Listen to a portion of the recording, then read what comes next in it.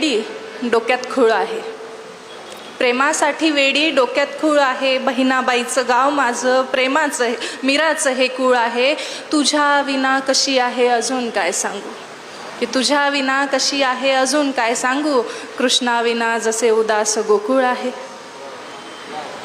कसं असतं ना, आम्ही शब्दात भावना मांडतो, पण तुम्हाला सांगते काही भावना अशा असतात की त्या फार कठीण असतात मांडायला. आणि आयुष्यातला सगळ्यात कठीण प्रसंग म्हणजे आपण ज्याच्यावर प्रेम करतो त्याच्या लग्नाला जाणं.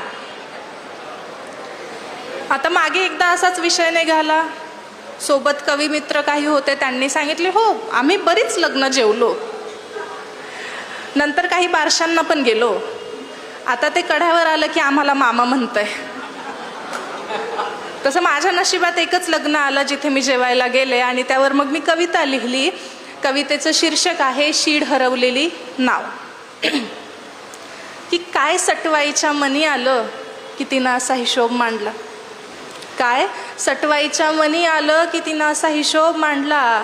या बानूचा लाडू त्या म्हाळसाच्या ताटात वाढला.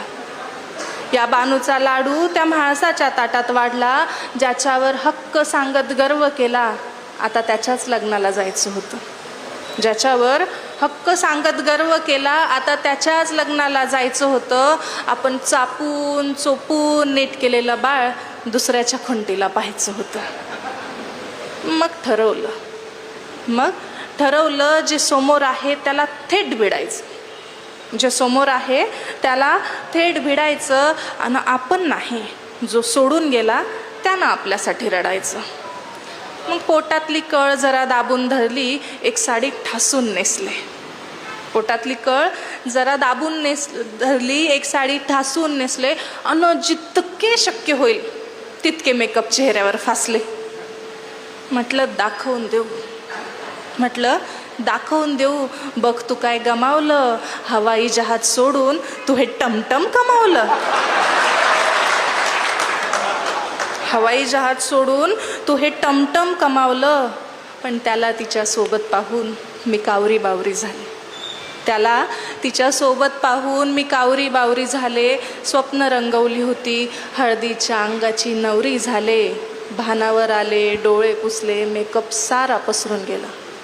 भानावर आले, डोळे पुसले, मेकअप सारा पसरून गेला. फाजील सारा आत्मविश्वास दोन डोळ्यातून घसरून गेला. रडून पडून गळा फाडून काही केल्यास भागत नाही.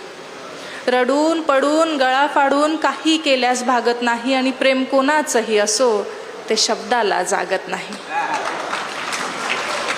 मग काही फॉर्मॅलिटीज असतात. स्टेजवर जावं लागतं, गिफ्ट द्यावं लागतं, एक फोटो पण सोबत काढावा लागतो. नजरेस नजर झाली, डोळे अजिबात हटत नव्हते. नजरेस नजर झाली, डोळे अजिबात हटत नव्हते. आणि माझी ओळख करून देताना त्याला शब्दही फुटत नव्हते. मग मीच म्हटलं, मी वर्गमैत्रीण, माझं नाव बानू आहे.